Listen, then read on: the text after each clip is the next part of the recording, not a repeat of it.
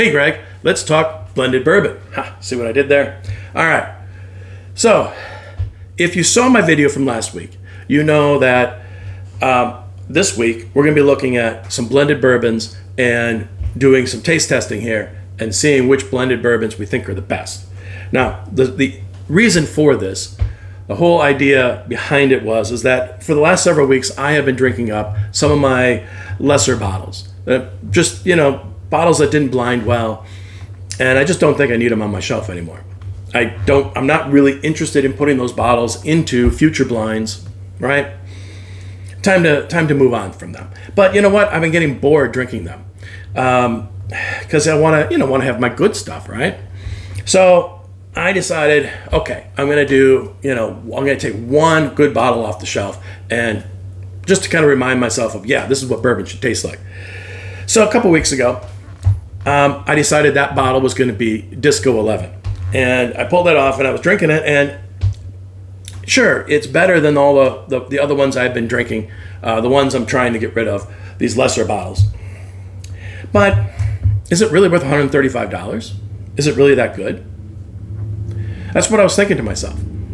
Well, then I noticed that, of course, right next to it, I had the bottle of Disco 12 that was unopened.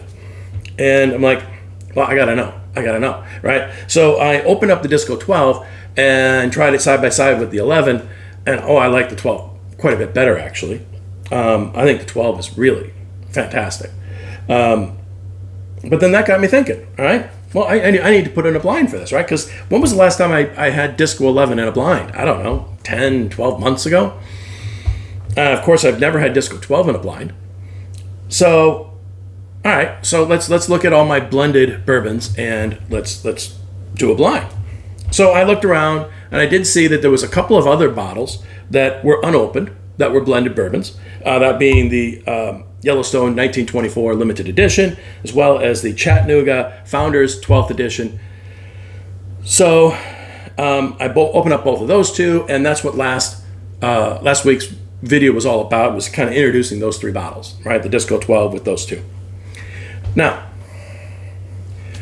while I was getting ready for this blind here this past week, I couldn't help but notice that I actually have a few other bottles that are blended. I have this Hendon that was also unopened. I opened it up, and it's really tasty. I had gotten this from a local distillery here in Cedarburg, Wisconsin called Hendon. But you know what? It's not actually blended bourbon. It is a blend of a bourbon with a wheat whiskey, and then it's finished. So really tasty. I really want to put it in this blind and see how it does. Okay, got stretching the rules there a little bit, right? And then I couldn't help but notice that I actually have two Burr Ryes here on the shelves as well. One being the Farmer's Reserve here from Hard Truth, as well as the Blackened. Both are Burr Ryes, both are furnished. And, I'm thinking to myself, well, I don't know, should I expand the rules for this? Allow these Burr Ryes in? And to be honest with you, I'm thinking, if I don't put them in this blind, well, then what blind am I going to put them in? I'm just going to open up the rules and throw them in here. But, the problem is, of course, is that makes 11 bottles. There's no way I'm going to do a blind 11 wide. I've done one 9 wide a couple times. It gets a little unruly. The video gets long. You start forgetting what notes go to what glass. It just gets too hard to do. And 11, I think, that's a lot. It's a lot. So instead, I'm going to split it up into 2, right? And so I happen to have here, I like when I split things up, I do like to do it based on proof level, right? Because I always find that the lower proof stuff has a tendency, but not always, has a tendency to get overwhelmed by the higher proof whiskeys. So I'm going to split it up by proof level. I happen to have here 5 bottles that are between like 117 and 125. But I also got 5 bottles here that are between 95 and 106. So we got our low proof, we got our high proof. That does leave this one bottle that 111 that's kind of in between. So I'm actually going to put the 111 proof bottle here in with the low proof, and I'm going to do a blind 6 wide. And I'm going to take the winner of that, and I'm going to put that winner in with the higher proof bourbons, and we'll do a blind there. So for now, these 5 bottles are going to wait till next week. So we'll get them out of the way. And we're just working with these today. So let's talk about what we've got here, right? We just talked about the proof level. More specifically, the Cooper and Kings is 111, 104, 100. Here is 95. The Handon is the low proof one at 95. We got 106 for the Farmer's Reserve and 101 for the Yellowstone. So they're kind of all in the same ballpark when it comes to proof level, although the Cooper and Kings is higher at 111. Will that help it out? I don't know. We'll find out, won't we? Will the being only 95 proof hurt the Handon? Again, I don't know. We'll find out. So, other interesting ideas, things up here. First, let's talk price. I have them in order of price. The Cooper's King, the Copper, I keep wanting to say Cooper.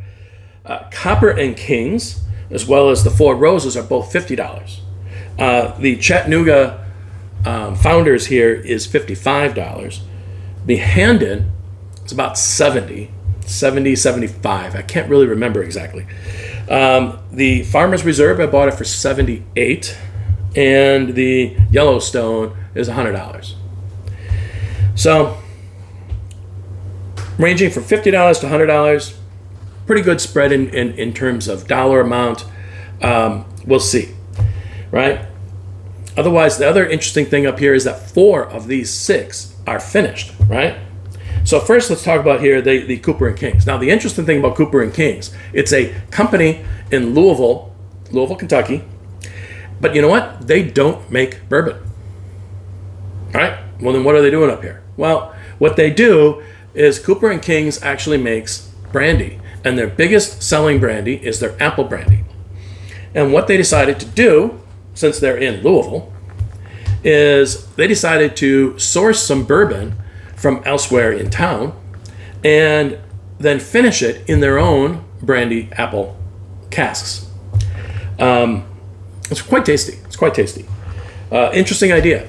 It's a great way for a brandy company to kind of get in on the bourbon thing, right? So, other finished ones, this Handon, quite interesting. It is now Handon in Cedarburg, Wisconsin, they don't distill their own stuff. Or I think maybe they are, but it's not in here. Most everything Handon is currently putting out is all sourced. So this particular bottle happens to be a 5-year bourbon with a 3-year wheated whiskey. One is sourced in Indiana, obviously MGP. The other is sourced in Illinois.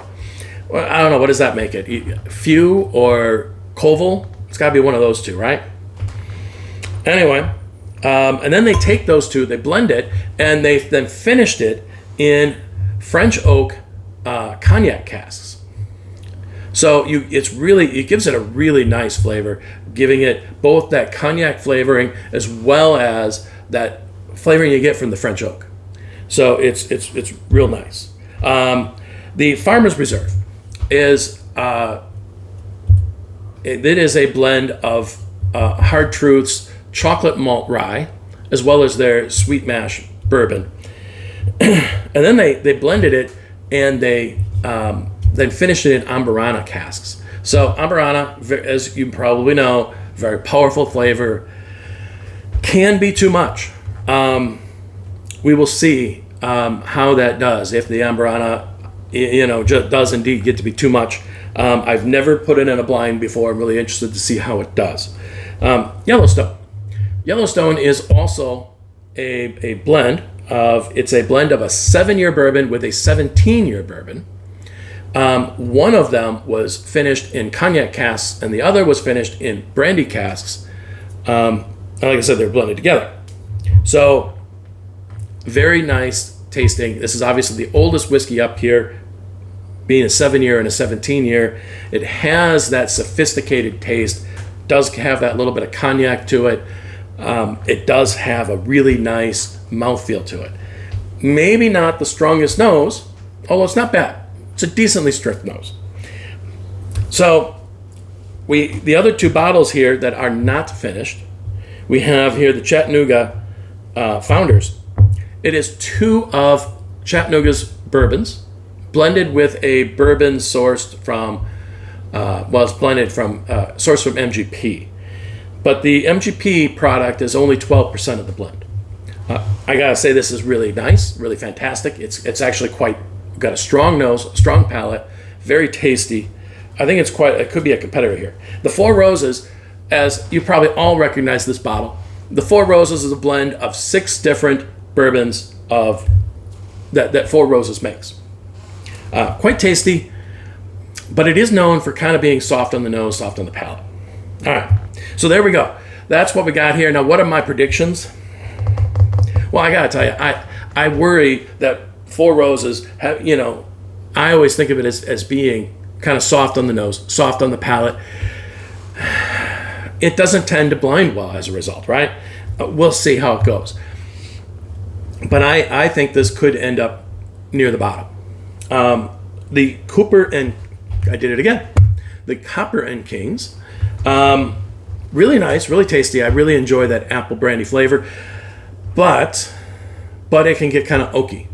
So we'll see what my palate is like today. If my palate is into the oak, okay, well then this should do pretty well. But if it is not, if I'm not enjoying the oak today, well then this bottle is going to kind of be near the bottom. We'll just have to see how that goes. The Amburana cask, I don't know what to think of it. I kind of figure it's going to be somewhere in the middle. The Handon being 95 proof, I figure that's going to be, even though it's really nice tasting, I figure it's probably going to be a little soft compared to the others, being 95 proof. I think it's also maybe somewhere in the middle. The two that I think are contenders to win this are the Chattanooga, which really is nice, and the Yellowstone, which has a really nice sophisticated flavor to it and a really nice mouthfeel. So that's my predictions. We will see. I have them numbered 1 through 6. Let me set them aside here. And I have 6 glasses over here that are already all mixed up. And they've been sitting out now for, 45 minutes. Took me a while to get going this morning here. Well, afternoon, I should say. It's now afternoon. So, and here we go. I will refer to these glasses as A through F. Let's do glass A on the nose. Well, it's nice. Doesn't strike me as being all that strong necessarily.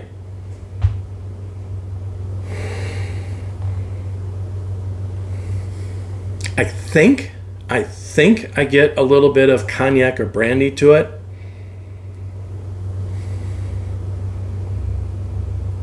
Maybe some apple.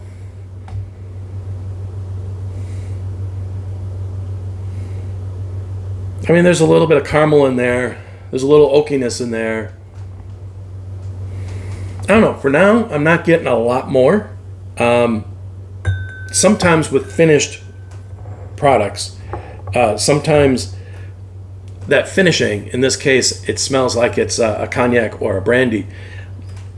Sometimes that overpowers some of the other notes that would have otherwise be there. So anyway, let's move on to glass B. Ooh.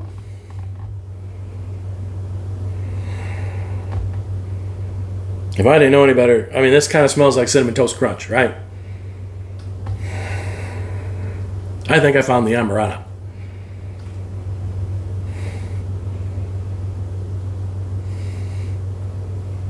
Trying to get past the Cinnamon Toast Crunch and tell you what else is there. Maybe, there's some vanilla in there. And there's a sense of fruitiness.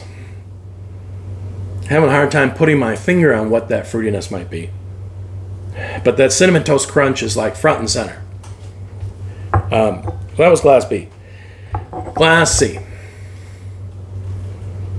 Oh, this is nice. This is nice.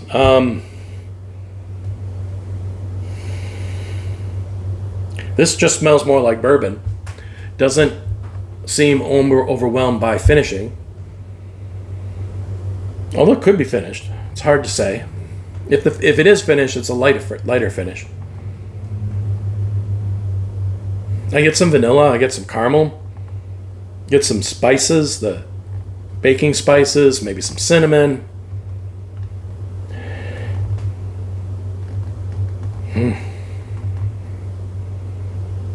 Maybe a little citrus to it. Glass D.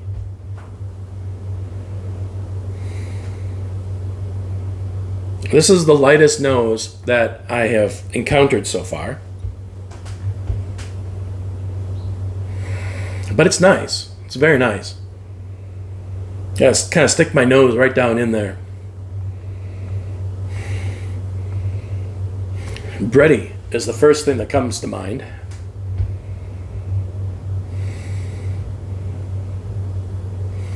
It's also got some caramels to it. Maybe some stone fruit. Maybe a little citrus.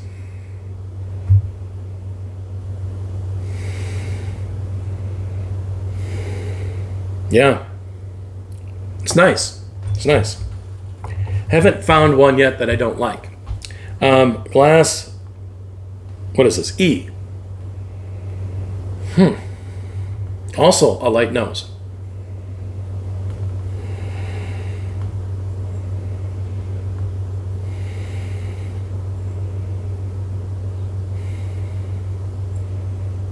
This one comes across more finished, perhaps. Still kind of on that bready vibe. With some vanilla. A little spice. Kind of disappointed. That one I thought even had a lighter nose than D. Alright. Glass F. Stronger nose. Nice.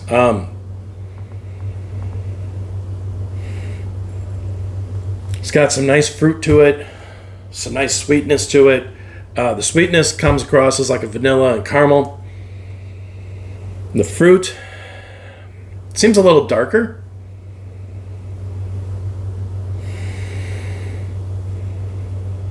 Not really sure how dark. Is it raisins and dates?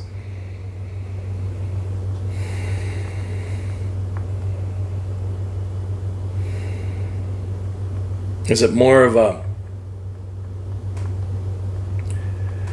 peach? Because I kind of get both. I kind of get some dates, but I also kind of get some peach. Smells really nice. Smells really nice. All right.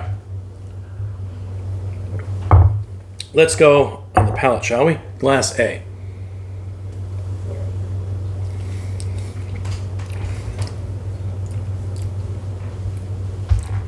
Okay, I'm a little confused.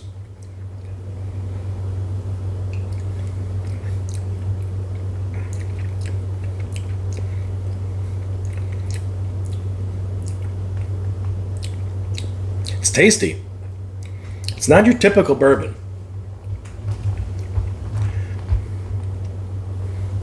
Has some decent lines to it, legs. But the mouthfeel is not that great. It's a little oaky. It seems finished. It's nice. It's got some sweetness there. Apple or pear, some vanilla, maybe a little sugar, along with that oakiness. Maybe a little spice. It's nice. Kind of confused me, like I said. It kind of confused me initially. All right, glass B.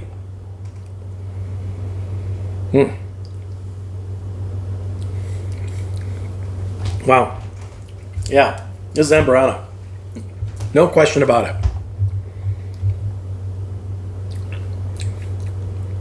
Tasty. Cinnamon Toast Crunch with an oakiness to it, a darkness to it. There's almost a coffee hanging out in the background behind the Amburana, which of course, seeing that I am basically saying I think that this is the Farmer's Reserve, we know that the Farmer's Reserve is made with the chocolate malt rye. That might be where the coffee comes from.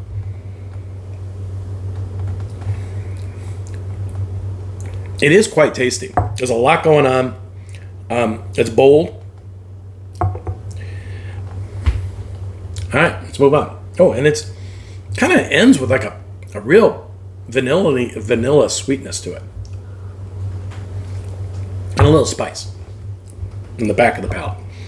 All right, glass C.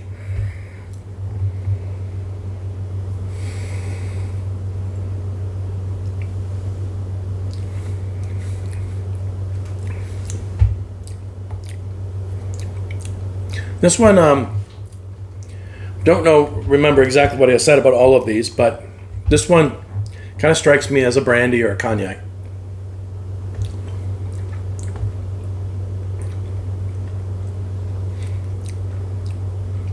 It's nice, light, sweet.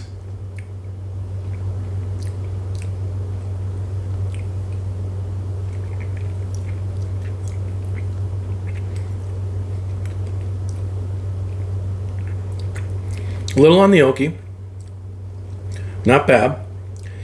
The sweetness, I mean, it's got vanilla, it's got caramel. I do like the citrus. I think I said before it had citrus. It's got citrus. And then there's another fruit. Like this, so on one hand there's like a stone fruit. On the other hand there's like some lime in there, you know? That was nice. I enjoyed it. I don't know if I would say it's spectacular, but it was really nice.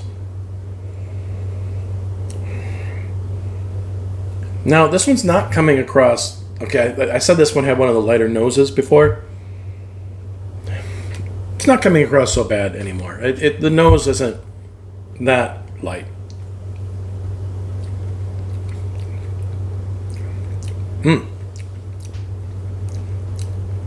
But it's very tasty. I'm trying to figure out what it is I'm tasting.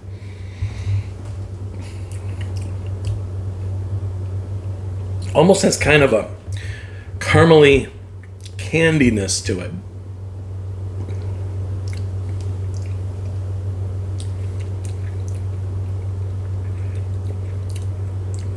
With that cognac or brandy note to it. Just a touch of oak, not much at all. Touch of spice, not much at all. Really nice. Yeah. Fruit. It's a lemon, to be honest with you. It kind of reminds me of lemon bars.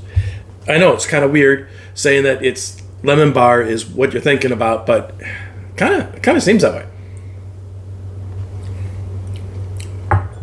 Wow, I like that one. All right, glass E.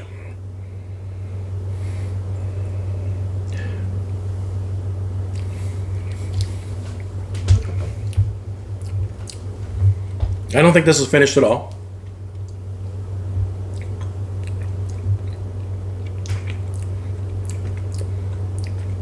Yeah, I mean, if it is, it's really light. I suppose it could be.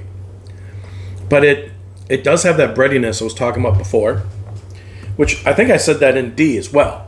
But I gotta tell you, I am not, the breadiness I don't think came through on the palate. At least I didn't notice the first time on D. It does here on E.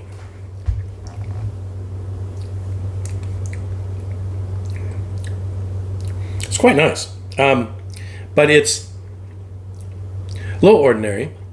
There's a touch of citrus, but not much. It's more of a vanilla caramel mix with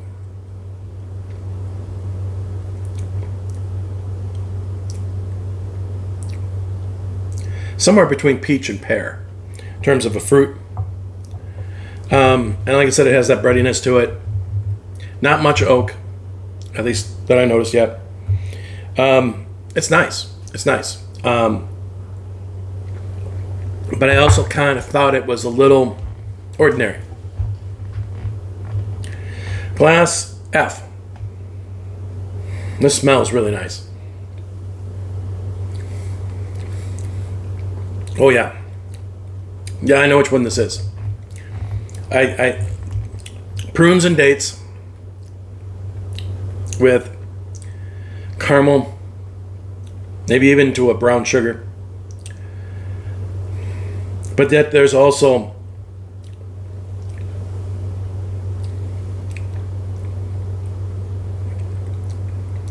I think there is a sense of the peach that I noticed also on the nose, but the prunes really kind of are the main fruit that really hits this. Very nice, very tasty.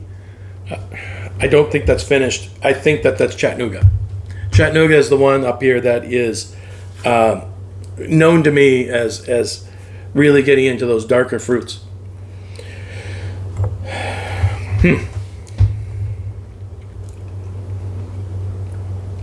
Now we got to start trying to figure out what to eliminate. Now, I will say that E is the one that I was most, not as impressed with. But I also got to come down here to A maybe, and not being terribly impressed with that one.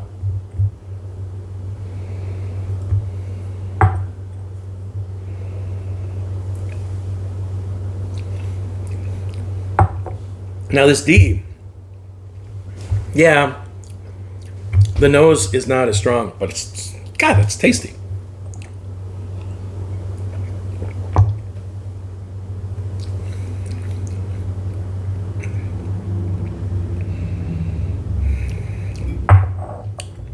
Yeah, the A kind of underperforms.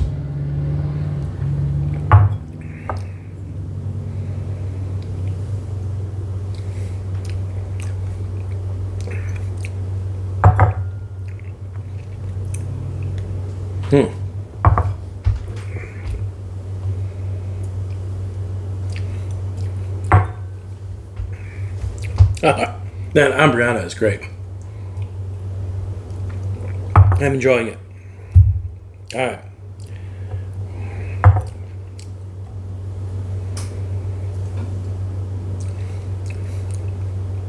Well, that's really good. That C is nice. I really like that C. All right. I clearly think that A and E are at the bottom. It's just no question in my opinion. I just got to figure out which is in which order.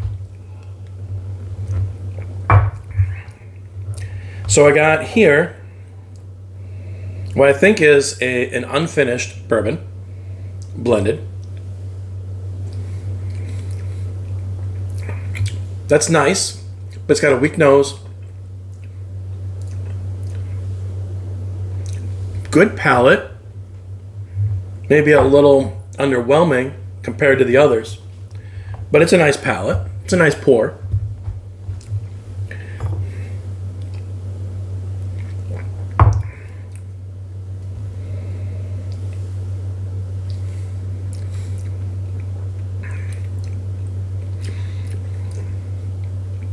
This A, on the other hand, loses its way. Remember I said before that it confused me. I believe this is the glass. I said that out. And it's because when you first take that sip, it's like, where is it? And then it kind of starts to come. But it, like that first half a second that it's running over your taste buds, it's kind of blah.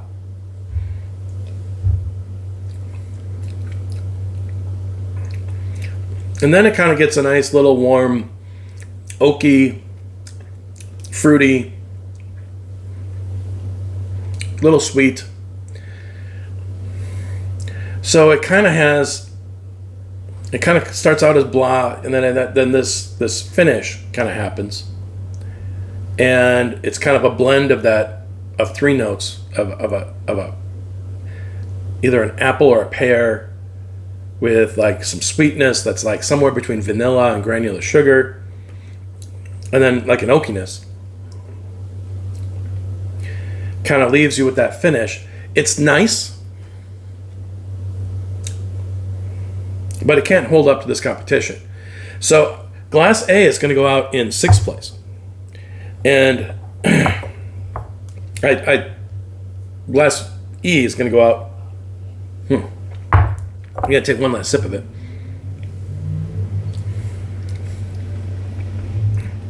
Yeah, Glass E is definitely better than Glass A. It's nice.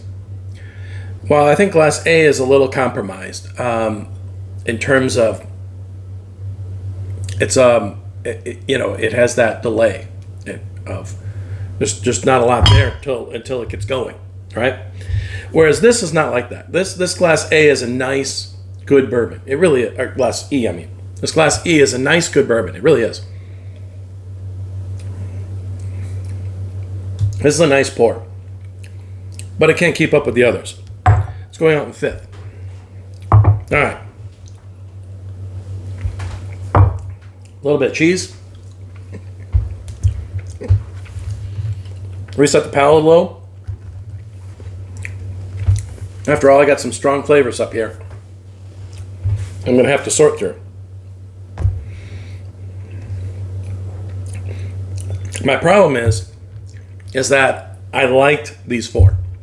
So those 2 I pretty quickly picked out as not as good, right? And these 4 are good. I'm enjoying. I mean, I don't want to be too hard on these 2 glasses. A is enjoyable. It is. It's just has a little flaw to it. E is a nice whiskey. It's a nice bourbon. It is. It's just it has the weakest nose, and it is it just doesn't have enough pizzazz, right? These 4 are really interesting. I don't know. I'm going to go this way.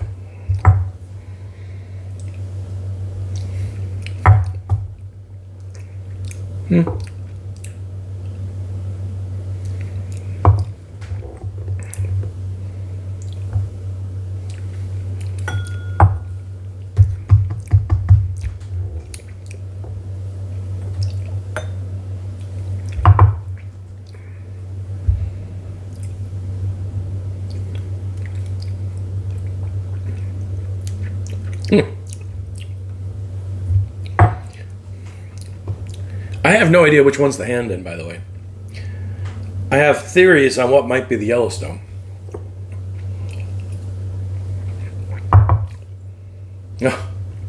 No mistake in this one.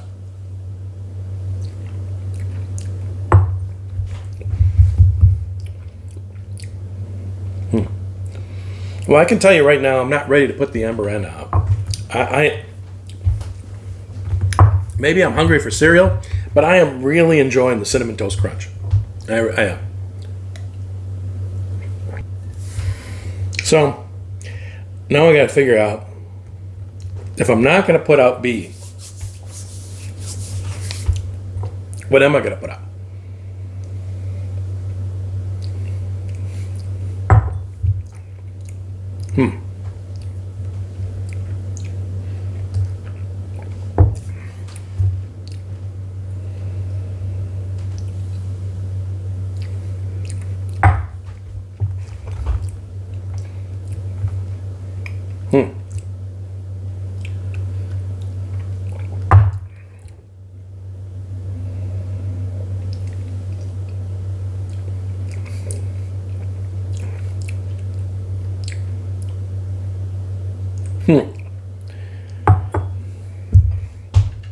All right.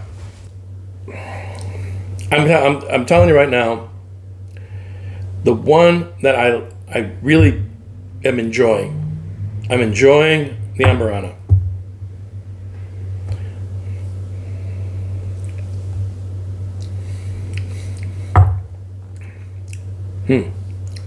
The prune flavored one is starting to weaken. Might be becoming vulnerable.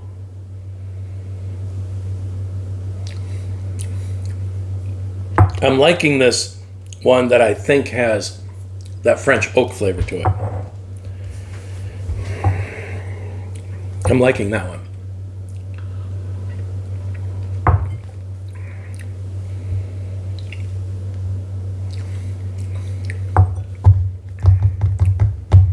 And this one, despite the light nose, it really is nice. So, if I am right that Glass F is Chattanooga,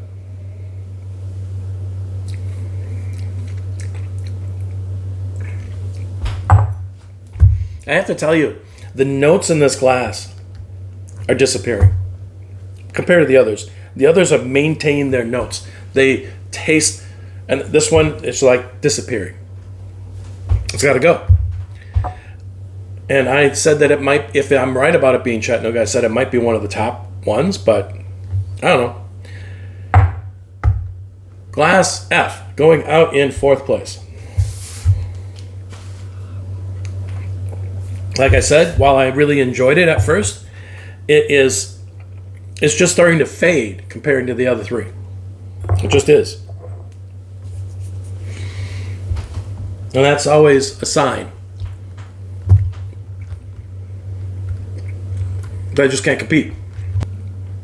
I'm really liking that.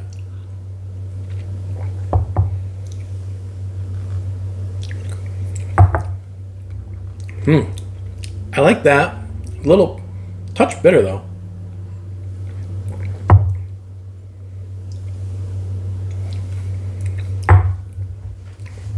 Boy, I like that Cinnamon Toast Crunch. I gotta go Glass D out in 3rd place. Just gotta do it. I think that was our more expensive bottle. That's what I think. I might be wrong. Good chance I'm wrong. But I now have myself left with Cinnamon Toast Crunch and what I think is probably the French Oak with cognac. I really thought that the Farmer's Reserve would wear out its welcome. I thought it would be good at first and then kind of fade away, or become too much or whatever. Right? That's what I thought would happen. It is the strongest nose. It is the strongest palate, this Glass B.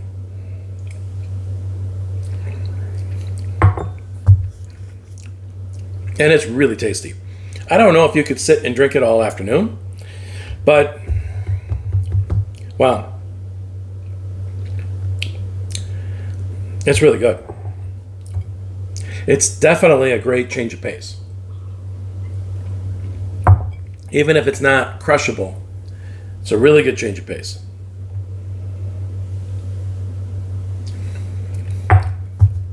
Yeah. I gotta call it the way I see it. I do. I gotta call it the way I see it. I gotta go Glass C out in 2nd place and Glass B out in 1st place. There we go. I have to do it. I didn't want to do it. I actually was hemming and hawing. I'm sorry. It probably caused the video to be a little bit longer.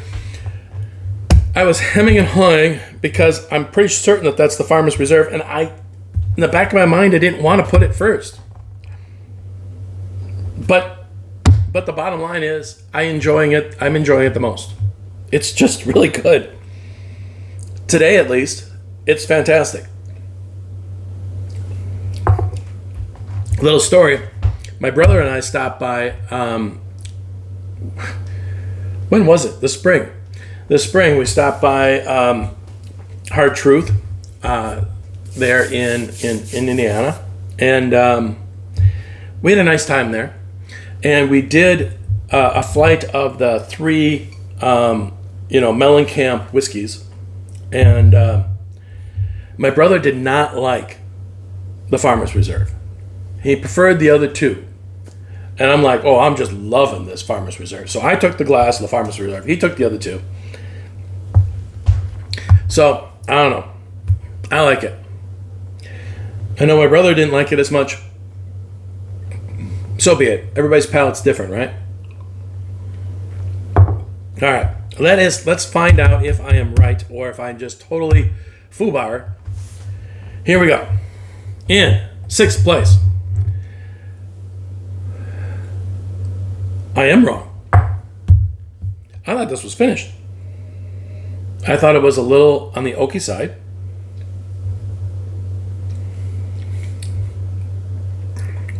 I thought it was really blah to start.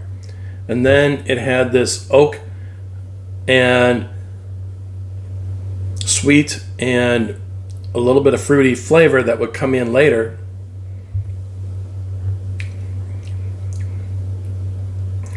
I was disappointed in this.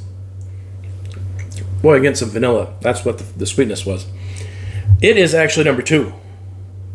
So it is the 4 Roses.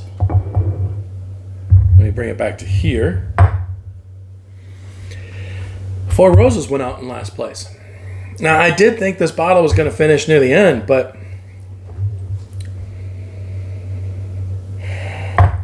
there's a real oak on the nose.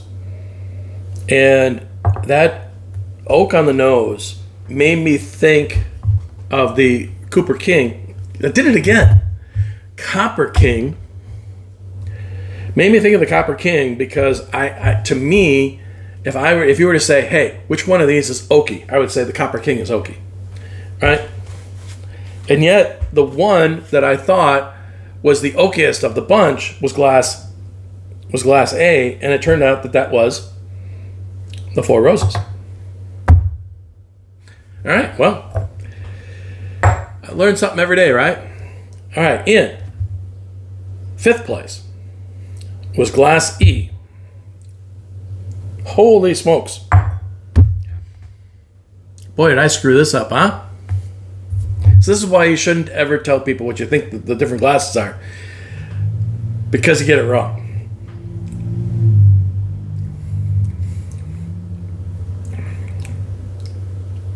Yeah. I can see this being the Yellowstone. I can. Now that I know that the Glass E is the Yellowstone.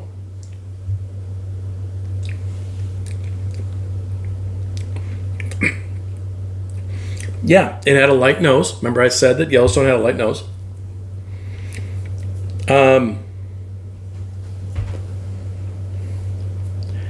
I didn't think that this was necessarily finished, but when I was drinking it earlier in the week, the finish on it is light. So,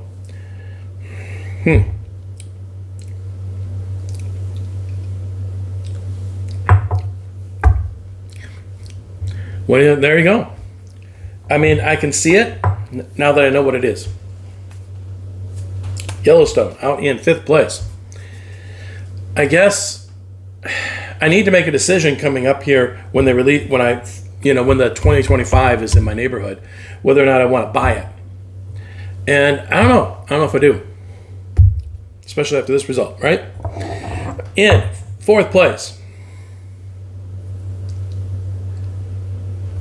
Oh, boy, I got everything wrong. Handed.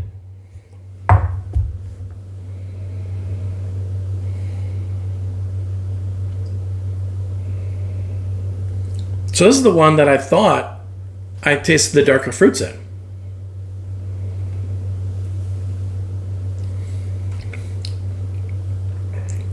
And I do. There is some darker fruits in this. But that means the Chattanooga is hiding somewhere in here that I never really necessarily tasted the prunes in.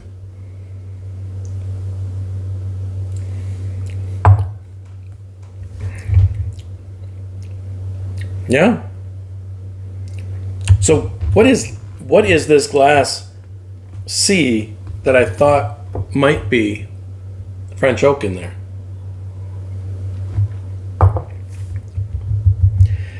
The other thing that really, really interests me here is that the Copper and King is still up here. I thought this was going to finish near the bottom.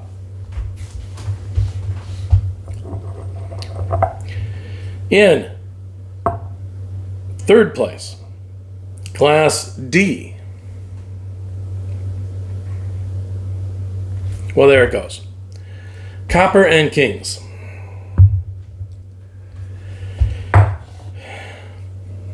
This totally had me fooled. It had a little bit lighter nose. It was the second lightest nose. But I was really enjoying it. Wasn't ready to put it out.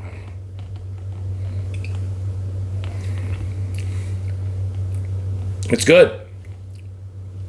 Fruity.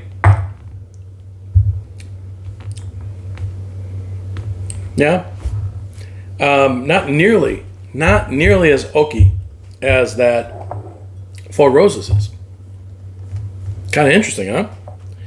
All right. Well, I thought the Chattanooga would be near the top, but oh, I got it. I figured it out. The note in here that I thought could be the French oak, I couldn't place it. There was a weird note in this glass C. So you know what this is? I figured this out now. Now that I know which all these have to be, right? In this glass C, there's a note that I was thinking, oh my gosh, is that the French oak? What is that, right? Thought it might be Handon. That's the note of the darker fruits. Now that I know that this is going to be Chattanooga. Indeed, it's number 3, Chattanooga.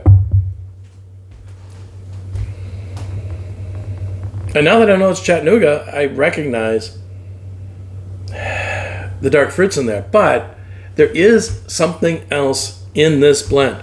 I am telling you. And I thought it could be French oak. Obviously, it's not.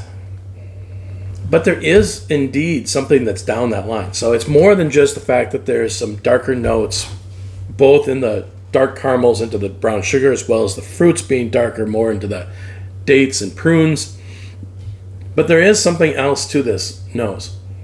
It's really nice, really pleasant, and it's not a finish. This is not a finished bottle. Man, what would I say it is? I mean, it's bready, it's graham crackery, right? It's a little spicy, but it's a little different in the spices, right? Not standard at all. That is just really good. Anyways, that is Chattanooga. And then in our first place is number 5. Can't believe I did this. I put Hard Truth's Farmer's Reserve at number 1.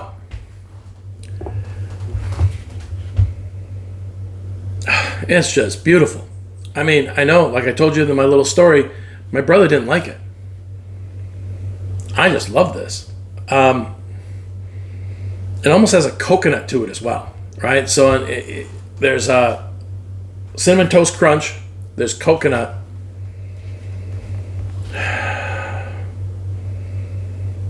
and then down below there's a little coffee.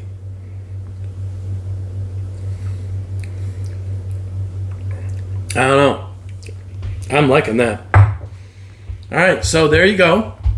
This is why you don't tell people what you're thinking the bottles could be. Now, I do try to not, pick like, oh, I want this bottle to win kind of thing, right? After all, if I was doing that, I did not want this bottle to win, right? I went to put this bottle up there. I thought this bottle was just going to be too much, and I was going to, want to put it out in the middle of the pack. But, wow, I'm really enjoying it. So, I have a problem is, do I just put the Farmer's Reserve into the next blind? Or do I do 2 bottles into the next blind? I don't know. I'm going to have to think about that. But there's my blind for today. Even though I totally screwed it all up, not unusual for me. I get a lot of these when I guess what a bottle, what a glass is, what bottle it is. I get it wrong a lot. My percentage on that is not good. All right. But anyways, there we go. So I hope you enjoyed the blind. Peace out.